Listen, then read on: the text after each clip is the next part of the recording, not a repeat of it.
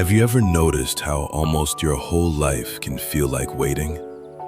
Waiting to become someone, waiting to get somewhere, waiting for things to finally make sense.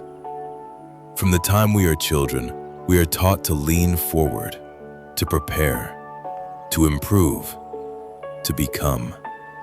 And little by little, we start to believe that life is not really here. Not now. Not in this moment.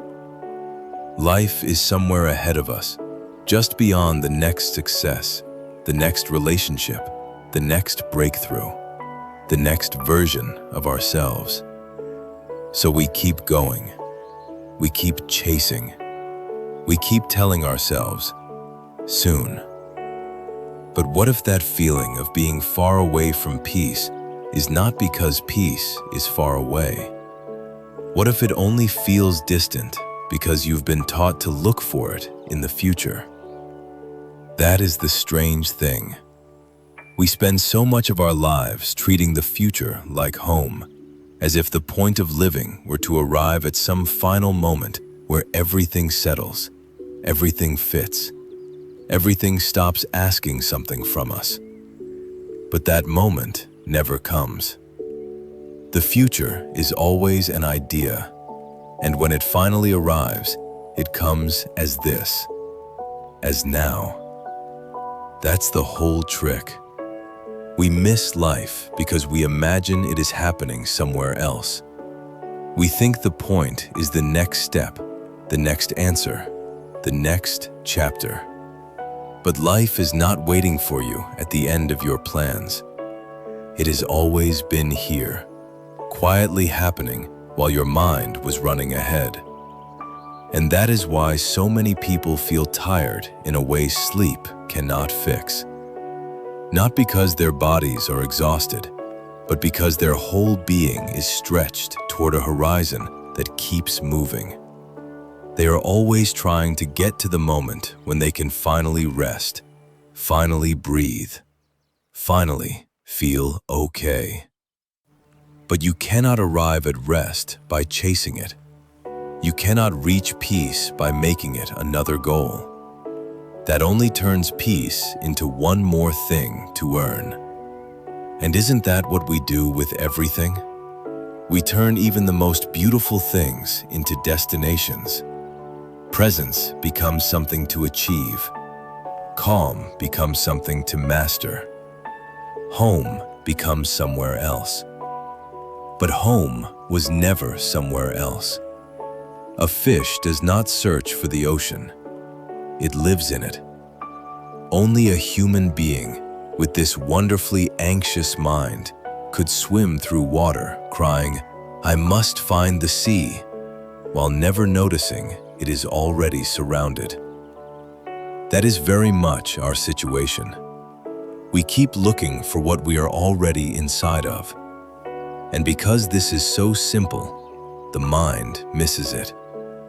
The mind wants a method, a path, a system, something to follow, something to improve. It wants to believe there is a ladder because ladders give the ego something to do. But you cannot climb your way to the place where you already are. The moment you try too hard to be present, you split yourself in two. There is the one who is here and the one who should be more here.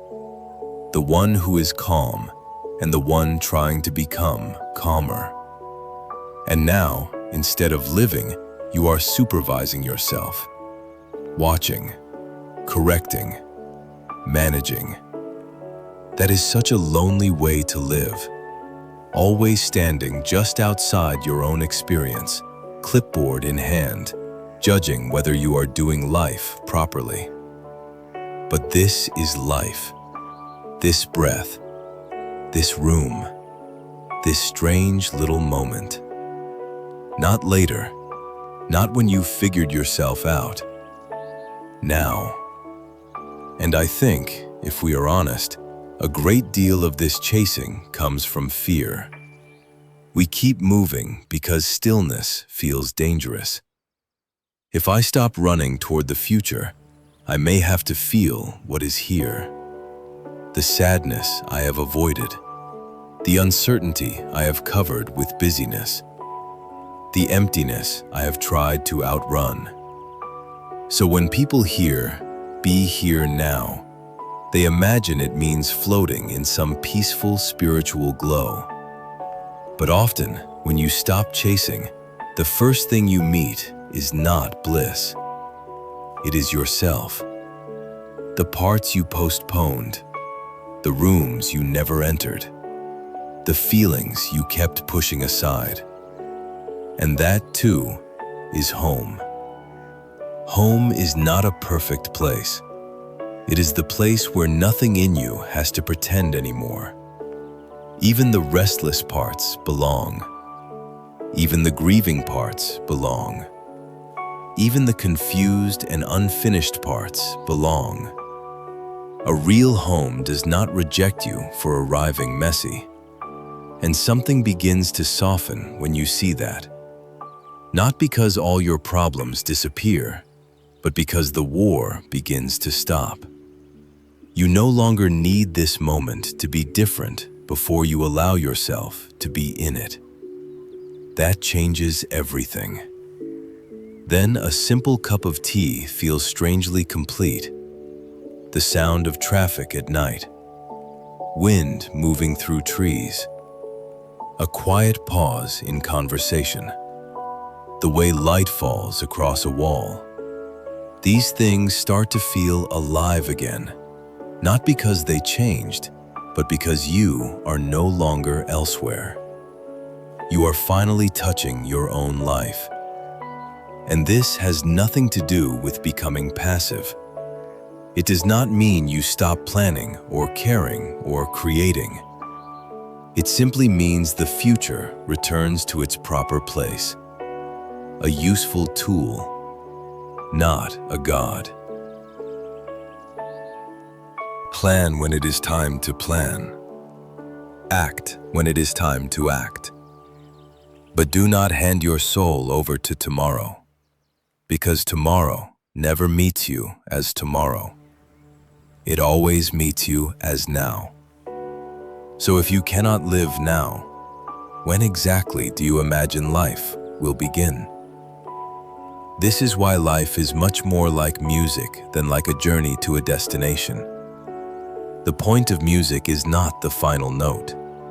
The point is the singing of it, the movement of it, the rise and fall, the pauses, the tension, the release. If you listened to a song only for the ending, you would miss the entire thing. And yet that is how many people live. They treat today as a hallway, a waiting room, a bridge to somewhere more important. Then one day they look back and realize the waiting room was the whole house. Now underneath all of this is an even deeper illusion. The feeling that there is a separate little me inside, trying to control life, manage life, succeed at life. A little passenger behind the eyes who must somehow get everything right. But if you look closely, can you really find that solid little self? You can find thoughts, memories, tensions, stories, a name. But the one who is supposedly standing apart from life, controlling it all, is much harder to find. And when that starts to become clear, something relaxes at the root. The whole struggle to complete yourself begins to look a little absurd, like a wave trying to become worthy of the ocean. You do not have to become the ocean. You are the ocean, waving. That is why you have been home all along. Not because life has always been easy, not because you have always understood it, but because the ground of your being has never been somewhere else. Even your longing for home happened inside it. Even your feeling of being lost happened inside it. The seeker is what is sought. And maybe that is the great relief. You do not need to force yourself into peace. You do not need to earn the right to be here. You do not need one final breakthrough before you can let your shoulders drop and stop carrying yourself so heavily. You can just notice the breath arriving on its own, the hum in the room, the body being breathed, the sounds that come and go, the thoughts passing like weather.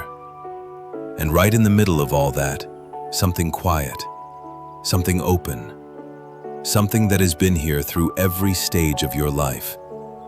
That is home. Not a destination, not a reward, not the end of the road. Just this strange, living, fleeting moment, exactly as it is. So stop chasing the future.